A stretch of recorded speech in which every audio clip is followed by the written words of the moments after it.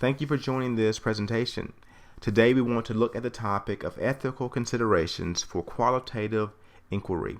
And there are four main points we want to go over as we work together today. The first one is to understand the uniqueness of qualitative research. Quantitative research and qualitative research are two different beasts.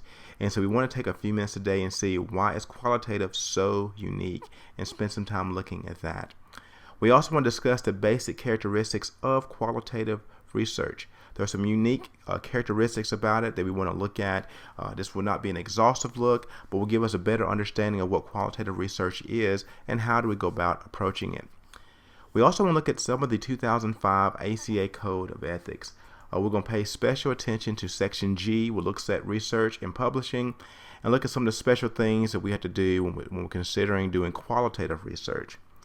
And then we want to learn to apply ethics in the qualitative research process. From the beginning of the project to publishing the project, what ethical things should we be thinking about in that process? We want to do those things today. When we consider what makes qualitative research unique, for me, the one thing that pops out, I think, more than anything else is that when we do qualitative research, we have the opportunity to understand the story of others.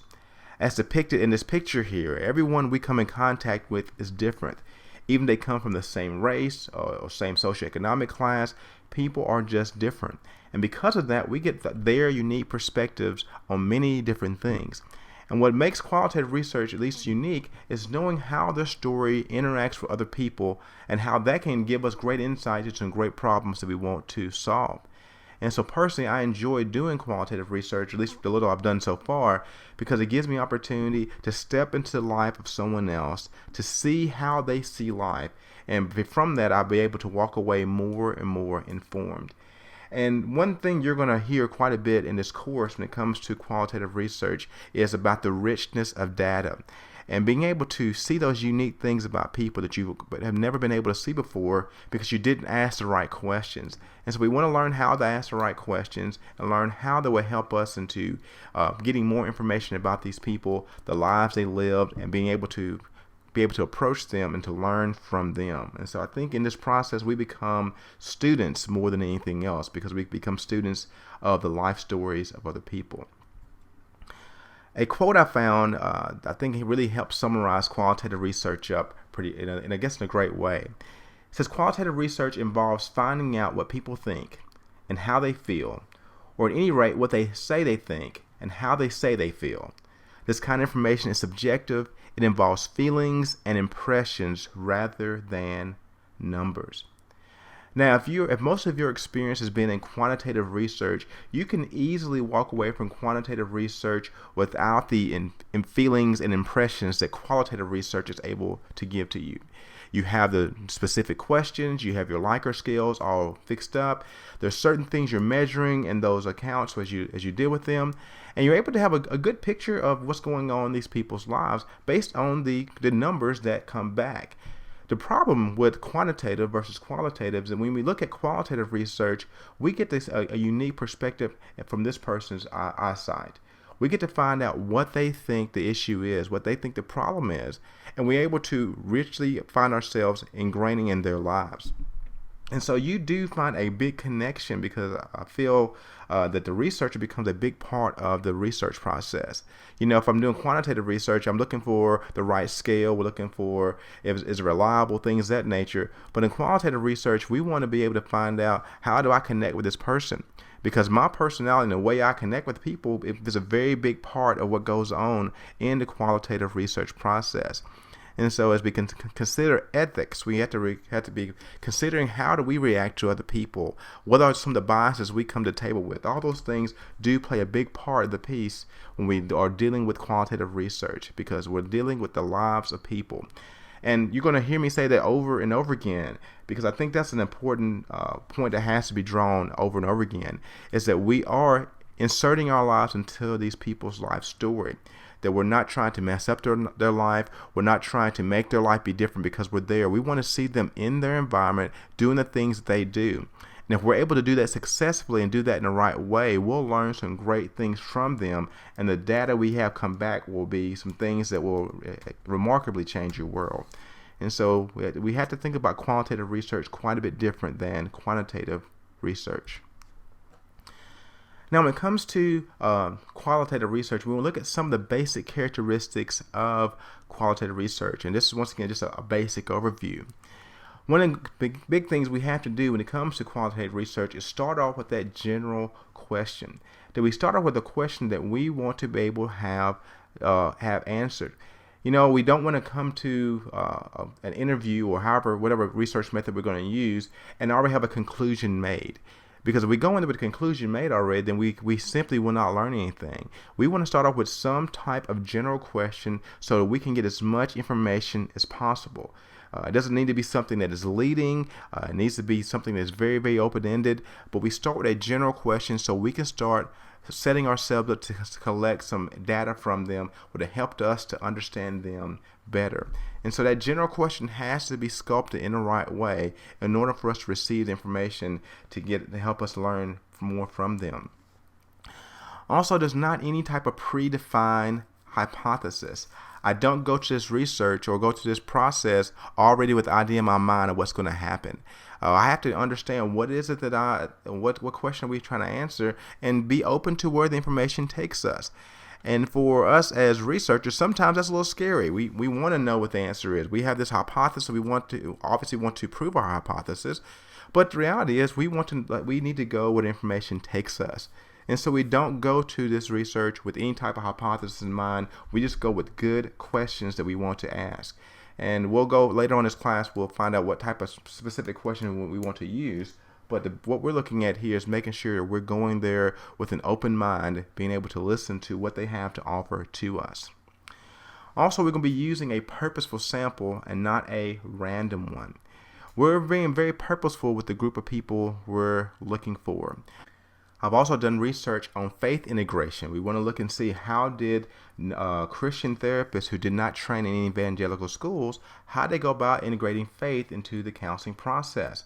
And so these samples we had were very purposeful. We spent time trying to find the right group of people to answer the questions we had. And so we were in qualitative, you want to be very specific in what group of people you're wanting to work with. And that will help you in this whole process as you're trying to gather the data. Also, you're able to use a relatively small sample.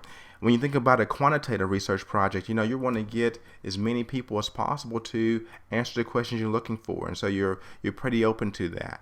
In a qualitative, depending on which author you read, you can have as few as 4 or 5 people to do the research project and still are able to get some good data, depending on what type of qualitative research you're doing. And so you don't have to have a lot of people in order to do qualitative research. But once again, doing the screening process of finding the right people is going to be very important. Also, the data collected needs to be with semi-structured or unstructured instruments. And once again, this is where it gets a little scary. If you've not done a lot of qualitative research, some of the instruments you'll find out there are things that may make you a little uncomfortable, and it may not be as structured as an MMPI or some of the other quantitative type data collections that are out there. But you have to be able to, once again, be a little bit open to experience in order to be able to do some of these things. And so the data collection is going to be quite a bit different than what some of us are used to doing. One thing we also notice that it presents results descriptively. Once again, we're looking for lots of good adjectives when we are talking to these people. We're trying to find out what is the purpose behind this story. What is this making this person tick? What's making them think the way they do? And so we get some good, rich, descriptive data from what we're trying to accomplish with these people. And that's what we're looking for. And so, no, we may not have the data that 1,000 people think this certain way, but we are able to get into the life stories deeper about a few people to get some very descriptive data about what they're going through in a particular situation. And so if you allow yourself to be able to go there, allow yourself to be able to be a part of this process in the way you really need to be, you're going to get the right type of data that you're looking for. And also, you have to utilize the researcher's awareness of your own orientations, your biases, and experiences that might affect data collection and interpretation. One of my long-term research goals is to look at biracial children and the racial identity development, what things they go through in order to get the racial identity development. And so in order for me to do that type of research, I need to be able to let people know why that's important to me. I do have a bias. I have biracial children. And so I have to, in my research, let people know what my bias is going in with that. Now, that doesn't mean I have a predefined hypothesis as I go in, but I do have a bias. And I think we all do have a bias or orientation. And so as you go through this course, you'll learn more about how you have to be able to disclose that in your research, the biases or interpretations that we already come to the table with. And that's just a part of being ethical in this research process. Now, by no means is this is not a exhaustive list of the characteristics of qualitative research, but it does give us a better picture of what qualitative research does look like. Next, we want to look a little bit at some of the 2005 ACA Code of Ethics to give us a little bit better picture of what the American Counseling Association is expecting of us or is holding us to when it comes to research. Now, one thing that will be very helpful for us is if you get an opportunity, is take a few minutes and look at the Section G of the American Counseling Association Code of Ethics. You'll find a lot of this information there. And these are just basic overviews, it's not everything that they have to offer. One thing that the code talks about is seeking consultation when deviating from standard practice. That when you are doing qualitative research, some of the qualitative methods of getting information may be new to you, and it may be something different that you're not used to doing, or may just kind of deviate from what we normally do in research. And it doesn't say that we can't deviate from standard practice, but it says we need to make sure we're seeking consultation, that we're finding other people who are in the professional community who can help be a guide to us as we try to go about and do this research. Now, obviously, we want to do this from the beginning. You don't want to wait till you're already in data collection before you start seeking consultation. You want to do this towards the beginning or even before you start this process to see what are some suggestions from other people that you're using. That way, you're able to show that you've done everything you can to make sure you got this data in a great way. Another thing is to seek consultation when doing independent research. Since we are in a doctoral level program right now, a lot of research and stuff, not a lot of it, all the research we do that we plan on using outside of the university, we have to go before the Institutional Review Board to get that approved. Now, once we graduate and we're away from Regent, if we're not associated with the school and we still want to do research or independent research, we still need to have some type of people or some group of people to help consult on the work that we're doing. And what this does is it gives you an opportunity to make sure you're still doing research that is not doing harm to other people and that you're thinking outside of just yourself. And I think that's what the review board does for us. It gives us an opportunity for us to get the feedback and input of other people. That way we're not doing this on our own. And so seeking consultation in that way. Also, we need to secure safeguards to avoid causing psychological, emotional, physical, or social harm to participants. As we go about making the questions that we're going to ask in the interview, we have to make sure that things that we are questioning, or once again, although actually can be benefit the study, but also can these questions cause any harm emotionally or psychologically to the people that we're going to be asking, or whatever method we're going to use. And so once again, it's good to consult and get the outside input from other people. Because from our own perspective, we may think it's a great question. We may think that this is the right place to start, but may end up being a question that can cause some problems for the participants. And so we want to make sure we're getting some feedback from other people to make sure that we're doing the best we possibly can and helping as we do the data collection. Also, avoid causing disruption in the lives of research participants. One of the biggest difference is that you will once again hear over and over again about qualitative research is that we're inserting ourselves into their lives. And so because of that, we have to realize that we don't want to disrupt what they're already doing. We want to be able to get some first-hand knowledge of what their lives are like and get these questions answered. But if we come in and we disrupt all that, we don't get a very accurate picture of what is really going on in this person's lives. And so it's important to us as we create questions, as we're doing observations, whatever the case may be, do we do it in a way that's unobtrusive and does not keep them from living their life out the way they normally would when we were not there. Also, we have to make sure that to be sensitive to the needs of multicultural participants. Multiculturalism comes up in every class we're taking at Regent, and for an important reason is because we want to make sure that we are being multicultural savvy therapists. We want to make sure we're thinking about the needs of other people. And so the topics we bring up, they may be something that could be offensive. We need to be aware of that. The questions or the way in which we ask the questions could be offensive as well. And so we got to make sure that we are being very careful as we work with certain groups of people, and all groups of people for that matter, to make sure we are going with as a multicultural therapist and with that type of perspective to see what it is that they could see as we go through this process. Also, full informed consent must be given to participants. We could probably do an entire lecture just on informed consent. Informed consent is more than just letting them know, hey, what you're doing as a therapist. We need to let them know what the purpose of our research is. We want to make sure they have a very good understanding of why we're going and why we're doing this data collection. If we're doing anything experiential or experimental in our research methods, we want to make sure they know what those are and any risks that could be involved with that. Also, any limits to confidentiality, they need to have an understanding of what those are and how this data is going to be used. And I think this one thing I think is quite a bit different with qualitative research and quantitative research, that informed consent, it continues throughout the entire process. That even after data is collected, we want to let our research participants know, since we are going to have that personal relationship with them, what things that may be changed. And we may start off where we're only having to do 2 interviews, and as you go back and look at your data, you realize you may have to come back another time, whatever the case may be. They need to be involved with that process and that decision making, to be informed of what's going on the entire time, because that helps them to have that connection with you and to help them be informed of what's going on at all times. Also, we need to avoid research that utilizes deception. Notice the term is avoid. The ACA code says, if there's not any other way around it, that you are able to use. But once again, I think I would be seeking consultation from peers, coworkers, things of that nature, before I would use any type of deception, especially in qualitative research. Because once again, our relationship with that person is of utmost importance. And if we end up doing things in that process that is deceptive, it could ruin everything we're trying to work towards in that research process. And so just try to, if all possible, avoid research that uses any type of deception. Also, we need to make sure we're honoring any commitments that we made to our participants.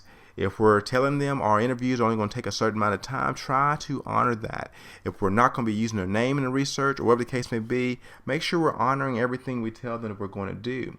This helps us to build trust with them. This helps us to keep our commitment. And I think as Christian therapists, that is something that we should be doing anyway. But if we make a commitment to someone, we do keep it. And also report the results honestly.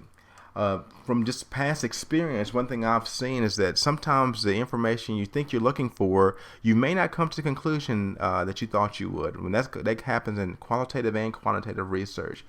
And so you have to make sure that you report the results honestly. If you made some errors in data collection, then you're going to want to make sure that you're reporting that. If you had to disqualify people as a part of your process, you want to make sure you go ahead and do that as well. The more openness and honest that you can be in this whole process, the better I feel like the research will come out, the purer it will come out. And it helps us to make sure we're maintaining the ethics that we need when it comes to this whole counseling process. So making sure we're reporting the reports, reporting the results honestly. Now, I would be remiss as a qualitative researcher if I did not tell you some themes that I saw from the ACA code.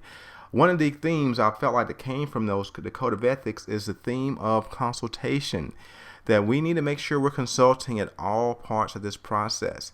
If we feel like we're getting stuck, we feel like there's questions that we can't answer, we need to make sure we're consulting and finding out everything we can from other people to help us through this counseling process.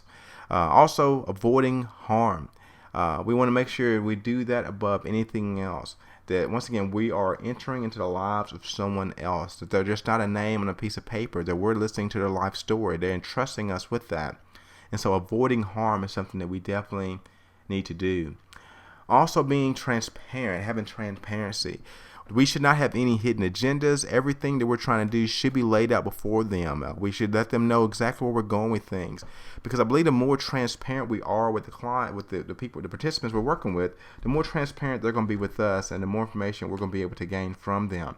And so transparency is in therapy and just in general is the best thing what's the best way to practice. But I think the more we practice this, the better we'll get at this, and the more trust they build with us, which is our fourth point, is trust. With qualitative research, more than I think than any other type of research, the theme of trust comes out. They are entrusting us with their lives. They're entrusting us with their story, a piece of them that can't be taken back once it's been shared with someone else. And I think we should definitely make sure we're taking that seriously. That this is not just research we're doing because we're trying to get tenure somewhere or just because we're trying to get published. We're doing this because we want to help the field. We're doing this because we want to get to know people better and get into their lives more, to be able to see how we can help in this situation. And when we lose trust, when we do things that take away from this trust, it hurts the entire field of counseling, and then it ruins what we're trying to do as therapists and counselor educators. And so the theme of trust, I believe, comes out in the ACA Code of Ethics. It's one of the themes that I was able to see. Now, what we want to do is work our way through applying ethics in the qualitative research process. This information primarily came from the Creswell text that we have for class, but I did want to kind of work with you as we walk through this. And through this 6-step process of going through the qualitative research, here's some things we need to consider. Prior to conducting the study, one thing we want to make sure we do, as we talked about before, is making sure we're submitting to our institutional review boards for approval.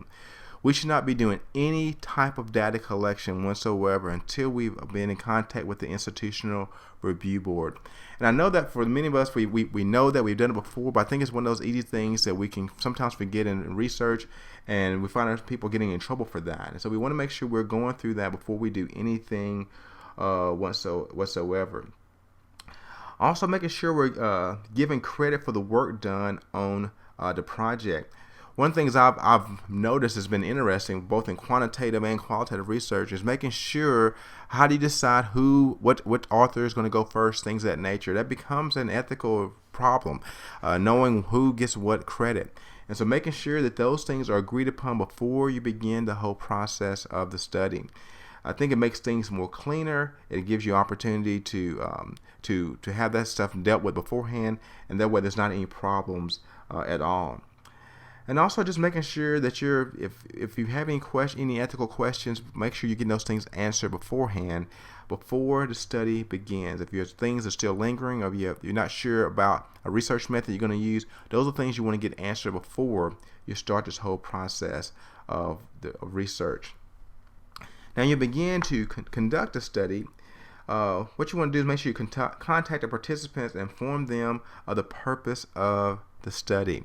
This is going to be really important. Depending on how you advertise for your study, some people may be very interested in being a part of it, but then after they meet with you, they may have some reservation or change their mind about wanting to be a part of this process. And so you want to make sure you spend some time getting them a very good understanding of what you want to do, informing them what the study is about and how you want to go about doing this research. And it gives them opportunity to bow out or to reconfirm the commitment to doing the research. But you want to make sure they have an opportunity to understand exactly what's going to happen. Also, obtaining the appropriate consents before you begin the research process. I know that could be something that it seems very basic, but can be very easy forgotten in the rush of trying to get the study started, and you're excited about the topic you have. You start a research process, and you don't even have a signed consent from the individuals you're working with. And so you want to make sure you have that taken care of before you begin to conduct the study.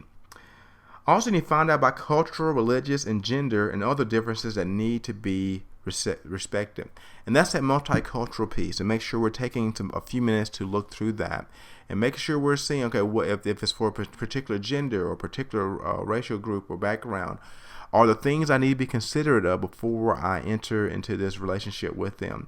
And we need to make sure we're doing that at the beginning of the study to make sure we are prepared to deal with this group that we're working with.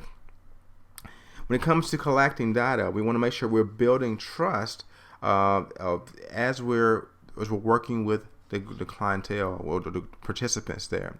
Because trust, as we mentioned before, is going to be a big part of this. They're trusting you with their life story. They're trusting you with many aspects of their life.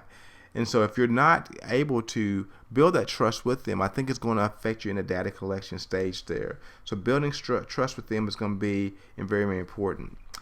Also, avoiding leading questions. You make sure the questions that you have picked out are very, very clear, very specific. If you're leading them to a certain answer, then you're going to end up getting some data that's not pure. You don't want to ask a very closed question. You want them to be very open-ended questions. That way, it gives them some room to answer it the way in which they need to. And so, when we use closed type questions or leading questions, it does disrupt the process, and we're not able to find out the information that we need to because we've clouded it because we've led them to a particular type of information. Also, when it comes to analyzing the data, we want to report multiple perspectives. Don't expect everyone to answer the exact same way. You may end up interviewing 10, 15 people, and 2 of them may have totally different responses from the rest of the group. You don't want to discount that. You still want to use that because that's still important information. And so don't just use information you feel that is just going to support the study, or only use information you feel, or try to discount information you feel like may be negative. You want to get all parts of information you possibly can. So when you're analyzing that data, make sure you use everything that's been given to you. Also, as you're analyzing the data, make sure you have a good way and a consistent way of coding the information.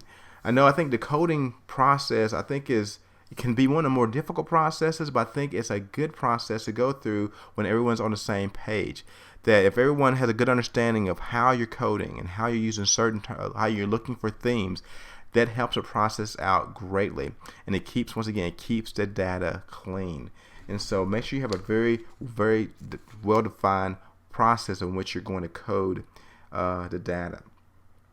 When it comes to reporting data, once again, make sure that you are to report honestly what you find. That means the good, the bad, the ugly, all that information is being given out. And that's what the story is. Everyone has a different perspective. This is their life. This is their viewpoint of this.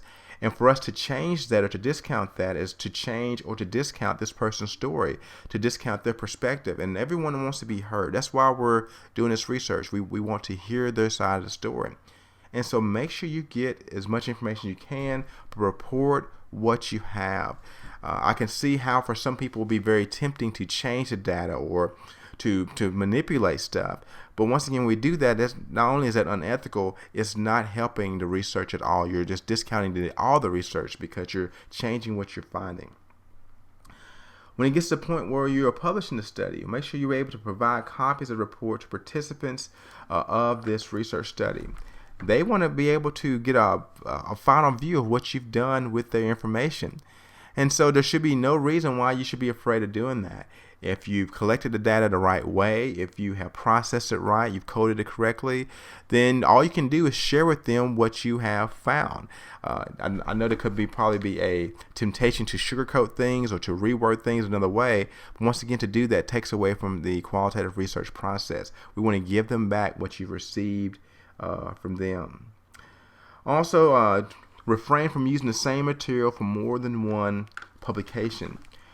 One thing that you will find as you're doing qualitative research, and same thing with quantitative research, as you're doing data collection, you may find that you have more information than you know what to do with.